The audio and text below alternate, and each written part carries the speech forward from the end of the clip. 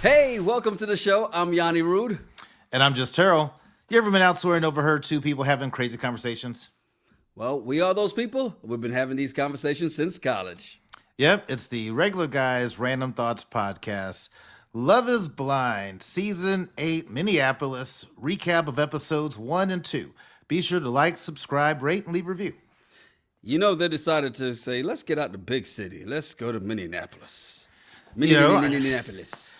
I've never been to Minneapolis in that area, so listening to these Minnesota accents has been fun.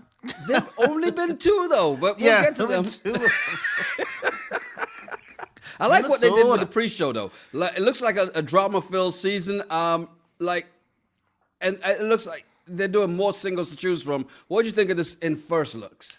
So in first looks, I do see how they tease some drama in the beginning. Right. But when they started showing the groups, again, my only issue with this show is everybody's attractive. Like, I mean, everybody's attractive. There's no one Nobody's that you would say, ugly. Okay, gotcha. Yeah, there's no one that you'd say nobody would even kiss that person on the lips ever. There's none of those people in the room. Everybody's pretty attractive. That's because they're not looking for all the drama, because that's an instant fight. When, dear God. Yeah, well, and they said they added more, which I think I counted 11 or 12 Yeah. Men and women this time. Is one not more? It is, but it's like a couple more. It's not like it's a big difference. And it's funny. They have, 3, 4 black guys and like 3 or 4 black women. So, and y'all better match with each other, not with any of these great supporters of. Let me stop. All right. They're like, 4, we got a match. Hey, we got somebody you should meet. Well, speaking of some of these people, man, because, of course, as we get to the first dates and everything else, let's just run down some of these people that stood out, some of these couples that stood out, starting with Taylor and Daniel. Daniel's 5'8", and he's like, it seems to me like he thinks height could be an issue, right? Yeah. But when he gets in with Taylor, he gets down on his knee immediately. Like, this guy's doing whatever she says already. Yeah, well, he did say it's short king season, so he's found his queen apparently within 30 seconds. But this couple, when they first met, I mean, they were playful in the beginning. I thought it was cool. But what I really liked was when Daniel said that his sister was born blind. Yes. And so he can see that she loves people without ever seeing them, yes, which made him want to do this. And I'm thinking to myself, this is exactly why I like Love is Blind as the experiment. It's just... They have too many pretty people on it. And even if that wasn't what he was thinking, it was a great line. Good job, Daniel. I do say that it seems like they have a lot in common almost instantly. And there are things that Taylor noticed about Daniel that he says all the time, like mother of my children, which is the thing. I don't even play around and say my wife is my baby mama. I don't play like that. I don't call her wifey. She's my wife. You know what I mean? Words matter. Well, wifey and baby mama, I think, are two different. I don't think that's a little picky. Yeah, but neither are the standard. She says, it's my husband. Neither is saying that way. That's not the standard either. Okay. Well, Taylor said she's an overthinker. Yeah. And so I think that she really listens and analyzes his words because really that's all you have between the wall. You can't smell them. You can't see them. All you have to go on is the words. So she's paying a lot of attention to that, which I think is actually a good tactic and what you should be doing when you're going through this experiment. Very true. Here's the bad thing for Taylor, though, because like you said, you can't see them. All you can do is hear them. And on their second date, whoa. Ugh. She sweet voice. My voice. Froggy from Little Rascal. Dear God, the fact that he didn't go, you know what? We should cut this. I don't want you to hurt yourself. Go rest your voice. I'm going to go on another date because this is unbearable. The whole time she's talking, I'm sitting on the couch going, I'm trying to clear my own throat every time she talks. So I feel bad for her. That has to suck. Especially on national TV. Yeah. That has to suck. But that voice was, woo! Look, Daniel should get brownie points for sitting in there that whole time. But, the thing that she also points out, again, she points out something else that he does. He's saying, I'm right there with you whenever she says something. And that's comforting to her. So, again, like you said, she's paying attention to the words and she's listening. Yeah. And it's almost as if Daniel is, and I'm curious now, is he just that much of a nice, sweet guy? Or is he painting the picture? Right. Which is also a good tactic to use if you're the guy on the other side of the wall, is you got to paint that picture of what you're like. To say, mother of my children, I'm right there with you. That way she gets a visual of you being there. Yeah. And then when he starts talking about Christmas cards and, I want us to carry that tradition and make silly cards together, painting a picture in her head, I'm thinking to myself, Daniel, that's not a bad move, man. I like it. Not a bad move at all. I kind of like this couple right now. Yeah. Speaking of the black couples, Brittany, don't you say Brittany, it's Brittany or Britt, and Devin. B-Dot. They're both ball players, and of course they both have ball player nicknames. Right. Yeah, I think immediately they bond on the fact that they're both ballers. So that's interesting to see how quickly they click based on that. I mean, they haven't even got to the meat and potatoes of stuff yet. It's just we both ball, automatically they click. Do you think he was envisioning the center or Skylar Diggins? That's a good question because here's why I said it's a good question. If I'm Devin and I'm in the pot, I want to say Skylar Diggins all day. But I'm a realist. I watch a lot of WNBA, watch a lot of women's college basketball. Well, she doesn't sound like Brittany There's Griner. not a lot of Skylar Diggins. Yeah, she doesn't sound like Brittany Griner. What's up, Devin? It's Brittany. Just chilling. What you got on my 40, homie? Like, no, she doesn't sound like Brittany Griner, but still, I would want to picture Skylar Diggins because he asked her what position. Yeah. Did you play? He was smart. There's a reason. Well, if she said point guard, I'm gonna be like, okay. She's like power forward. You're like, damn. Well, it's been nice knowing you. Maybe I get to posterize you one time, but that's about it. We can be homies. I'm out. But I like the way they kind of interact too, because Britt says she wants to have as many kids as she can have and as many kids as her husband wants to have. Yeah. Yeah. Which, a great way to look at it. I like people that say that compared to saying, I want 5. Right. Period. Because you don't know what your financial situation is going to be like. Can you really handle 5 and afford 5? Maybe, maybe not. And she was also curious if he's dated older women because he's younger. Right. Than she. I think she's 35 and he's 28. Yeah, 34 and 28. It's right there. Second date, we found out that Brittany, let me not mess it up, because I don't want her posting me up either. I'm terrible on the basketball court.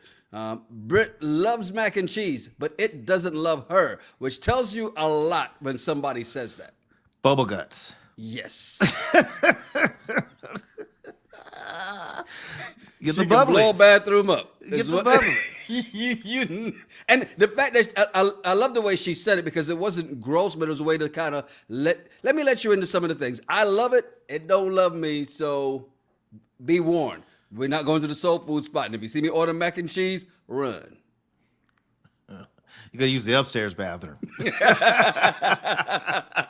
Well, Devin ends up on another date with Virginia, who is also older than him. And the funny thing is, they're both foodies. Let's get back to that foodie thing in a second. They both went to the same high school. Right. But Virginia went there 5 years before him, graduated 5 years before. So when she was a senior, he was in 8th grade. Yep. And this is why age doesn't matter at least 5 years after. 10 years after you graduate high school. Yeah, because if she was 23 and he was 18. Yeah. It's not that he could be 18 about to graduate high school, but she should be getting ready to graduate college at that point. Right. Why would you date someone about to be a freshman in college? Right. Exactly. So, yeah, that's why I say 10 years down the road, age doesn't matter, but it does matter. It's in that range, it matters. right? Yeah. Them's fighting words. Now, they said they're both foodies, and she said, what she said was her favorite food? Because it didn't sound like a foodie food to me. I didn't make note of it. Wasn't it like a burrito or something? It was something really simple. I'm like, cool, but it just kind of, it didn't feel like she I think was was it a real- burrito place? Mm-hmm. Wasn't it a place? Wasn't like a particular. I thought it was like a place. Mm-hmm. Does it matter? But- If you say you're a foodie, do you have to like a particular level of food, or is it okay to just like, oh yeah, that's cool? I think that there are two types of foodies. Okay. There are people who are true foodies that love to experience all different types of cuisines and flavors. Right. And then there are people who just think they're too bougie for Applebee's. Right. And they call themselves a foodie. It's like, no, you just don't like chain restaurants. Yeah. That's not being a foodie. One of the things But Virginia is she's beautiful.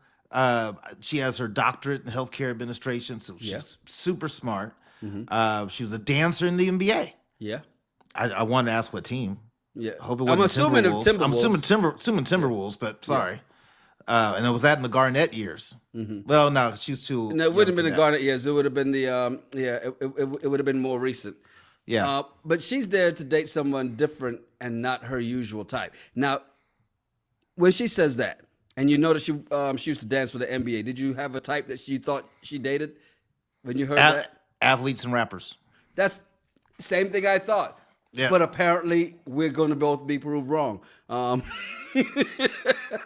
Here's something else I found out about her that I thought was interesting. That she said she recently took up running when she was talking with Joey, and that she just ran her first marathon. Would that be like, okay, yeah, so I'm out? Because if it was me, I'd be like, do you need your mate to be able to run with you? No, I wouldn't cancel me out. I'd be like, hey, babe, I'm gonna make some signs, and I will meet you at the Finish line? 6 mile, the 12, whatever. Yeah. All the way through. And every 6 miles, I'll meet up with you, have my little sign up, do my part. And make But sure I'm not gonna nobody's run- running too close to you. That's what I'm it not is, going to though. run with you. I'm not going to run with you at all. I've done a half marathon, and I didn't like it. Yeah. So, no. Second date, we found out Virginia was part of a group called Future Destiny's Child, right? Not a very creative name at all. No. But here's the thing, and tell me if this is what you thought when you heard this. Because Devin says he wants to hear her sing, and she's like, oh, I can't sing. He's like, oh, that doesn't matter. Guys do that early on until they actually start singing. Because then when she does start singing, then it's a problem, right? Yeah, that's annoying. If you can't sing, like by yourself in the shower, you do you. But walking around, and even if you could sing, could you imagine being married to Mariah Carey and just listen to her sing all day throughout the house? I'd be like, no. That's what your studio's downstairs for. Go downstairs, do that. I'm watching TV. Past the old El Paso. I'm watching the game. I can't do all that singing. Right? We get it. You can sing. We get it. It's like if you're married to an actress, can you imagine that? She just get all dramatic all the time. Yeah. Oh my God. Then I start making fun of her. It probably wouldn't work out. Slaving over a hot stove. Oh my goodness. Baby, you boiled 2 eggs. Stop it. Calgon, take me away.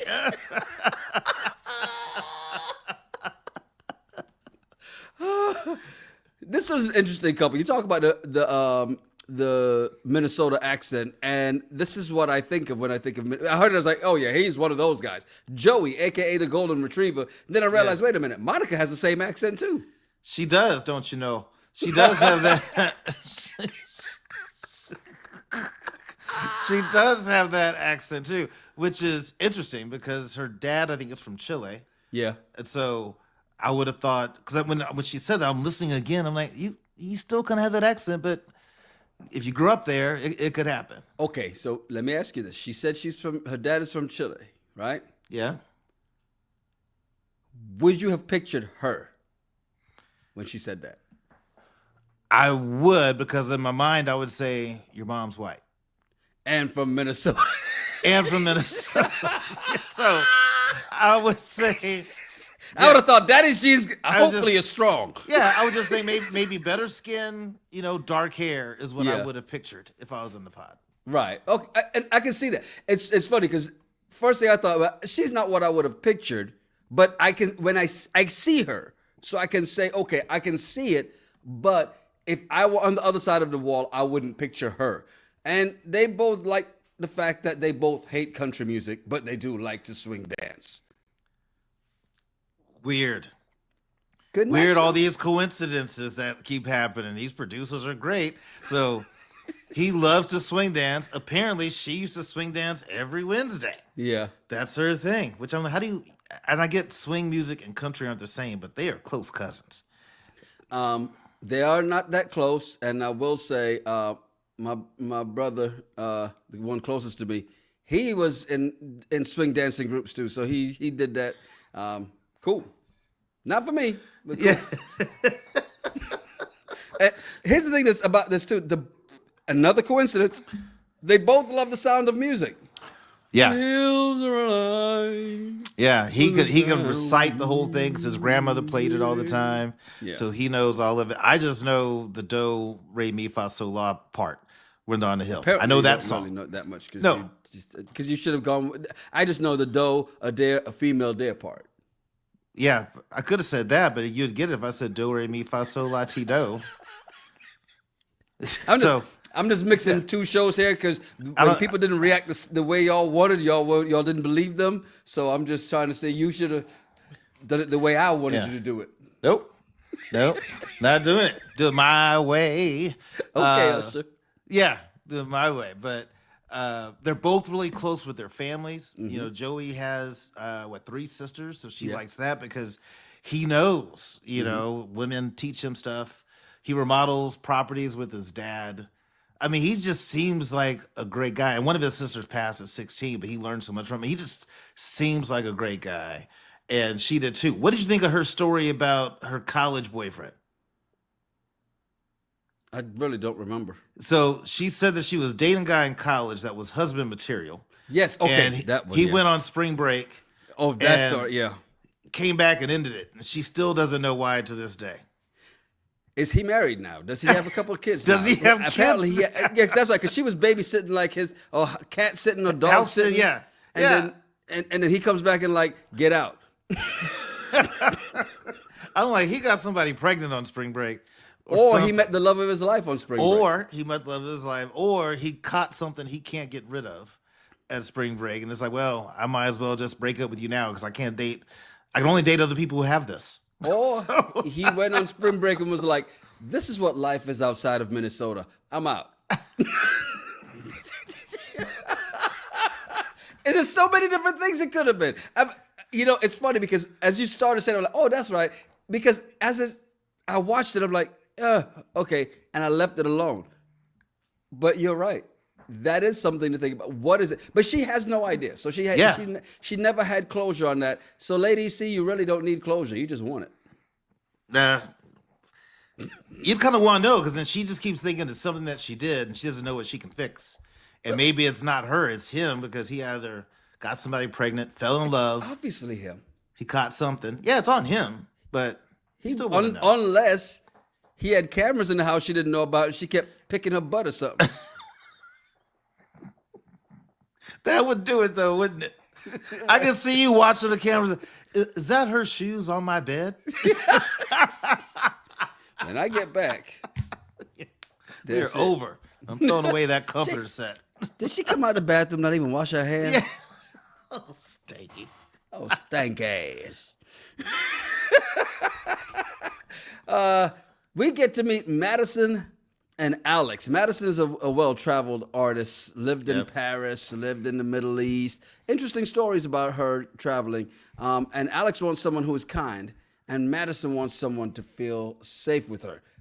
Do we have a match here? Is this what it feels like? I don't feel safe with her. If I was Alex, Why? because she's dealt with a lot. Like, I mean, imagine you're on the other side of the wall and you're hearing all this stuff about, rough childhood, mom in and out of rehab, all these different things. Because then my first question would be have you gone through therapy and dealt with any of this stuff? She talks about generational curses that she's trying to break. Yep. That's just a lot. And it makes me feel like you have a lot going on that I don't know. True. I don't know if I want to know everything you're going to tell me or if I can even handle it. Wow. So to me, I'm thinking to myself, oh, this is a lot, Alex, tread lightly. Okay, but Alex also had some rough times, especially in school, being bullied, being a loner, going to eat in the bathroom or in the locker or in the broom closet. And he was a big disappointment to his family, which is big on academics because he dropped out of high school. Okay, I see that. He Bonding. He got picked on. He wasn't cute and all that stuff. That's not the same as mom and dad choose drugs or me. Oh, you're choosing drugs. Okay. No. Different. Emotional damage.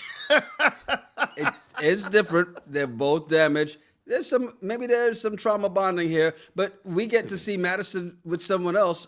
That's Mason, and we find more commonalities here. They're both creatives. Yeah. Mason is, because, again, Madison's an artist. Mason got into cinematography because of his skater boy tactics as a youngin'. Yeah, skater boy days. He does commercials and documentaries. Been there for 8 years, so that's cool. Mason has a totally different vibe than Alex. So I'm wondering what Madison's thinking on her side of the wall when you're trying to compare the two. But and almost it feels like their conversations are different. Very different. But there's, again, similarities in both that are different. And these two in Minnesota, Viking land, are both Packer fans. Again, strong bond. Yeah. Strong bond. Now, no trauma that's been said on Mason's side, where Alex said he got bullied. Mason didn't say anything. So there's that. She had a brother who passed whose name was Brett, after Brett Favre. And she tells a story about wearing the jersey. Again, it's just a lot of stuff that's in there. So when I see Madison, I'm just thinking drama. But that's because you know about the other stuff. That's why. Well, no, just if I were sitting there, if I was in a pod and this person comes in and I start hearing all this drama stuff, and it's not like I'm minimizing the drama. That's not what I'm doing. I'm just saying that would be a lot for me to try to take on because I haven't dealt. Now, if I've also had trauma and we can trauma bond, I get it. Yeah. But I haven't dealt with some of the stuff that she keeps dropping. Yeah, well, that's true too. At the end of their date, though, Madison says, I hope the rest of your dates are not as good as this one. And I kind of like that comment. Yeah. Confident. Confident in herself. I like it. I think Mason really likes it. And she has a flirty nature. Yes. And it's very subtle. Yeah. She knows what she's doing. She knows how to get a man's attention. Yeah. She got yours immediately. No. Told you. He said, don't you get me in trouble. Nope. Well, Mason's on another date, this time with Meg. And Mason said he was really hoping it was her. And I'm like, where did I hear that before? That's right. When he went in on a date with Madison, he said the exact same thing. Oh, I think I wouldn't be surprised if Mason just kind of has, I'm going to say these things to every candidate, like a job interview, like HR. Yeah. We're going to ask everybody the same questions in this order. But Meg seems like a really fun, free spirit, right? She talks a lot. She does talk a lot. But you're in the pod. I mean, you're going to have to do that. You can't do anything else. Flight attendant. She also knows how to get a man's attention because she starts talking about her sexy flight attendant voice and all that stuff. And of course, Mason's like, sexy? Can I hear it? Can I hear it? What'd you think of the alien conversation? What if there's aliens playing with us the way we play with ants? That whole I don't smoke, but I have sober high thoughts. Yeah, which is something I've heard Joe Rogan say. And he smokes? No, in his bits, like sober high thoughts. I've heard that through Joe Rogan before, I believe. But anyway, I thought it was just this weird kind of conversation of just like they're both interesting folks. I mean, they both believe in spirits and ghosts, but they're not religious. Right. So they have a lot of things in common, I guess. But that was a weird conversation. It really was. We get to meet this guy by the name of Dave, who has a thing for asking women, what's wrong with you? I get the humor, but I could understand all the women being turned off by it. Yeah, because you don't have that's something you might say in person. Yeah. Because your face will show that you're joking. Right. But they're not picking, they don't know you. The first time hearing you, they can't tell you're speaking sarcasm. And they're not taking it as a damn joke. No. A lot of them didn't. And that he has an OnlyFans. It's like, why are you doing this? Just get to know them. But maybe that's his way of trying to break the ice because he's nervous. We did find out that he said he was usually an ass to him in his previous dating life because he works in medical aesthetics, where it's all about the looks, and that has affected him and on how and his idea of what women should look like. So this is what intrigued him. I'm like, okay, this should be interesting to see what happens when he actually sees them. Does he start dissecting them the way he normally does when he finally meets that person if he picks somebody? I call BS on that whole thing. Okay. Because he's in medical sales. He's not, the surgeon that's going to meet somebody and be like, I can bring your 2 eyebrows up a little bit higher, and I can fix your nose, and then we can give you breast implants, and we could do. You can't say that I blame the industry I'm in for why I've been shallow to women. That's just you, dude. You can't blame the industry. You choose to be shallow to women. True. And you're doing it to the ones that even fit the criteria of all the surgeries and all the different things. You're shallow to them too. So he's on a date with Lauren, right? When Lauren says she's 30, here comes Dave's raw sense of humor again. Yeah. Oh, so you're no longer attractive. Yeah. Dude. Isn't that called, what's that? Is that negging? Is that what it's called? I think there's a phrase for it where you like insult a woman, but you like her, but you kind of insult her to bring her down a peg. Mm-hmm. Especially if she's hot. I think it's negging. I'll look it up.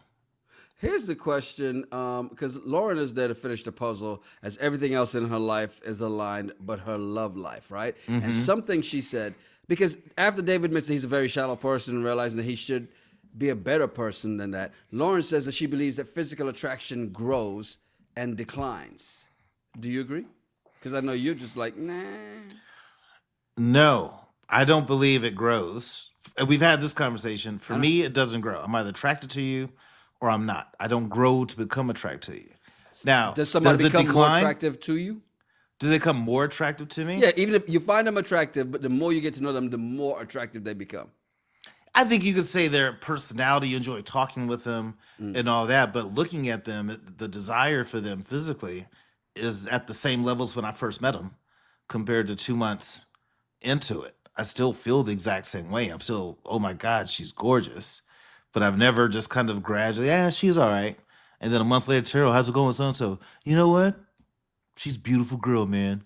she's just gorgeous. Just the more I've gotten to know her, I can see her for what she is. I've never felt that. Now, does it decline? Yes, but it declines because of age. Yeah. Okay, Dave. Thank you. On the second date, we find out Dave is also Lauren's dad's name. And Lauren says you learn about love from your parents and how they showed you love. You agree? I do. This is why I'm a fan of divorce. Like, don't be married and like hate each other, but we're gonna stay together till the kids graduate because your kids are gonna watch all this. Okay, I see what you're saying. And so when they grow up to get in relationships, they're gonna mimic what they saw from mom and dad. Right. So that's what I meant by I'm not like a fan of divorce, but you get why. Okay. I do agree that the way your parents love each other is kind of what the kids will go after. Right. Now, Dave is in a book club with his friends, even though he doesn't really read the books. He just listens to them and can't remember anything. Lauren's like, well, I'm going to help you with that. They get on a third date, right? Mm-hmm. And Dave tells the guys that before they get in that third date, Dave tells the guys he's really conflicted between his top two. He gets on his third date with Lauren and starts talking non-negotiables and vacations. Yeah. And then we find out and then they start talking about tattoos. Anything here that tells you anything about him being conflicted here? Because we haven't met his other one yet, right? We will in just a few. Or at least we haven't talked about her yet. Yeah. But anything here that makes them feel like there's a deeper connection between these two? No. But one note I made is that in these conversations, especially this one and one previous, Lauren gives off pick me vibes. Mm. So when he was talking about his sister, how his sister taught him well, and he puts the seat down in his bathroom and he lives by himself, and his sister wasn't thrilled about him coming to the experiment. Right. So then Lauren asked, what can I do to impress your sister? You know what? Yes, you're absolutely right. Damn, I missed that. Yeah, right. And I'm just thinking, wow, you kind of giving pick me vibes there, Lauren. Like she's really trying to get into it. Yeah. And then the whole, helping with his reading comprehension. They both like late life, and the whole tattoos. But what'd you think of her tattoo that she got with her friends? The F the patriarchy. What's interesting is the way he took that, because he's like, "Oh, so you got a little party girl in you." He saw something because he's not taking her as that at first, and then all of a sudden he's like, "Oh, there's a wild side to you." And then she's like, "Well, I'm the regular Minnesota girl. I'm a really nice Midwestern girl, but you take me out in the streets. It's home." Yes, we'll find out too. His tattoos, 2 of them are his mom's handwriting, and of course, like now that you said the pick me vibes, I'm like, dang, you might actually be right. There's interesting. Yeah. Wow, I didn't think about that. Yeah. Very interesting. Next person he was on a date with, though, was Molly, who has never been in a committed relationship, just situationships. And she did tell everybody, "Look, I've done everything else, but this will be my first relationship." Why Wink, wink. do they bring these people on the show? You've never had a boyfriend, and you are going to go on a show that you get engaged and then meet the person. Well, she said she didn't want to have a boyfriend just for the sake of having a boyfriend. Having a boyfriend makes sense because you already had some experience with how to be in a relationship. If she's just had situationships, which we all know what that means, Yeah. there was no strong emotional connection. How does she know how to handle that? They don't stick around. Well, true. I just think it's a mistake to go on any reality show that goes straight to marriage and you've never had a boyfriend. Well, that'll be a hell of a story later in life. I gotta see, how old is Molly again? 30. Yeah. 30. So for 18 years, nobody. If she started, 12, 13, starting to get into boys, if that soon, not one person, huh? No, but she's had situationships. Dave's mom passed about 6 years ago. She was big on him having integrity, and he admits that he hasn't always had integrity. What does that tell you? He cheated. They both have videos of their parents dancing at weddings. What does that tell you? They both grew up in the era with phones and cameras on their phones. Funny.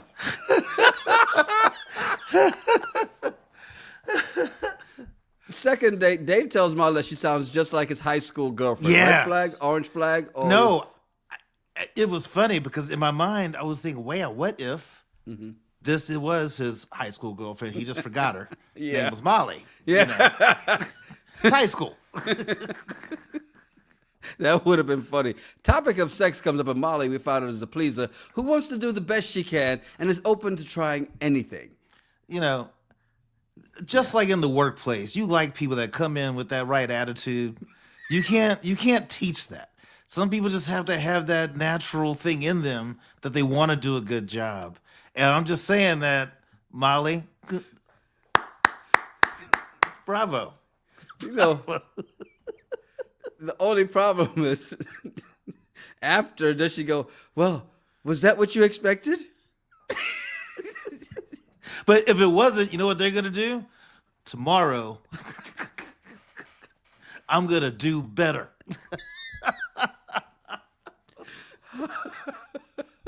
You're sick. On the third date, it's interesting because Dave then shows his indecision here and tells Molly how much he likes her. Yep. And I think this is where we can see problems starting to brew here, right? Right. He's indecisive. He goes through this. Then Lauren and Molly, here's what accidentally happens. Lauren is hesitant to say Dave is her guy, right? Yeah. And Molly thinks Sarah is seeing Dave. Right. And winds up telling Molly that Dave is who she is seeing. Lauren. Now, here's my question. In that moment, because again, Lauren hasn't told anybody who she's seeing. Should she then share that Dave is her guy too to Molly? No. Lauren should have kept it close to the vest, just like everybody should. Molly should not have told anybody it's Dave. Just say, my number one. And don't give a name. Don't give any details because you don't know who's talking to who. Right. And if they've not watched any episode of this before, which I never believe that I've never watched an episode, I don't buy it. Right. But every episode, they pretty much say, don't talk. Yeah. Keep it to yourself. Make it a kitty. Keep it to yourself. So this brings us to the end of episode 1. And again, we got the preview at the start of the episode that this is going to be a drama-filled season. And I think we already see the first sprinklings of drama. Lauren, Molly, and Dave. Yes, we're already starting to see some sprinkles of drama, which that's what I'm here for. It's going to be exciting. And I'm already starting to have some opinions about some of these couples this early on, just everything I've seen. Because I feel like we've seen a lot more in episode 1 of this season than we have in the other ones. Well, look, it's Valentine's night. We decided to give you back a couple minutes. So you can go wake them back up for round 2. Round